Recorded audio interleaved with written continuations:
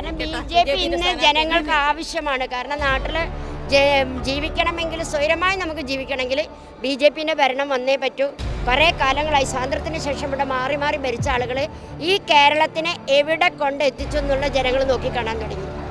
സത്യപ്രതിജ്ഞ ചെയ്യുമ്പോൾ ആരോടും പ്രീണനമില്ല എന്ന് പറയും. പക്ഷെ അധികാരത്തിൽ കയറിയിട്ട് ഇന്ന് കാണുന്നത് മുഴുവൻ പ്രീണനാണ്. പ്രീണന രാഷ്ട്രീയമാണെന്ന് നടക്കുന്നത്. ഹിന്ദുവിനെതിരെ ആരെങ്കിലും ഹിന്ദു പറഞ്ഞാൽ അത് വർഗീയായി. ബാക്കി എല്ലാവർക്കും എന്തും പറയാം, എന്തും ചെയ്യാം. അത് മാറണം. ഇവിടെ എല്ലാവരും തുല്യരാണ്. ഇവിടെ ഹിന്ദു, മുസ്ലിം, ക്രിസ്ത്യാനി ഒന്നുമില്ല. എല്ലാവരെയും ഒരുപോലെ കാണുന്ന ഒരു ഭരണമാണ് ഞങ്ങൾക്ക് ആവശ്യം. അത് BJPക്ക് സാധിക്കുള്ളൂ.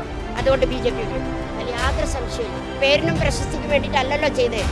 പലതും ഞങ്ങളൊക്കെ ഇപ്പോഴറിയുന്നത് അദ്ദേഹത്തിൻ്റെ കഴിഞ്ഞ ദിവസത്തെ ആ പത്രപ്രവർത്തക കേസ് കൊടുത്തപ്പോൾ ഉണ്ടായതിനു ശേഷമാണ് അദ്ദേഹം ചെയ്തിട്ടുള്ള പല സേവന പ്രവർത്തനങ്ങളും ഇന്ന് പുറത്തു വരുന്നത്. പലരും അറിയില്ല. അദ്ദേഹം നാട്ടുകാരെ കാണിക്കാനല്ലല്ലോ ചെയ്യുന്നത്.